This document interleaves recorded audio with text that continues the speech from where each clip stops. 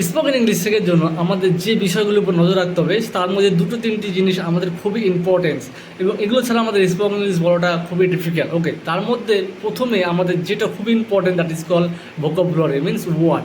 Without words we not able to make a sentence. Words play the biggest role for learning spoken English because one words and another words, if you join both words, then you make a sentence. Without words, you're not able to make any one single sentence. That is the reason you have to learn and you have to remember all word. ওকে, তার মধ্যে আমরা basic যে অর্থগুলো জানবো তার মধ্যে হচ্ছে need, NEED, need. Need মানে হচ্ছে দরকার, নিড।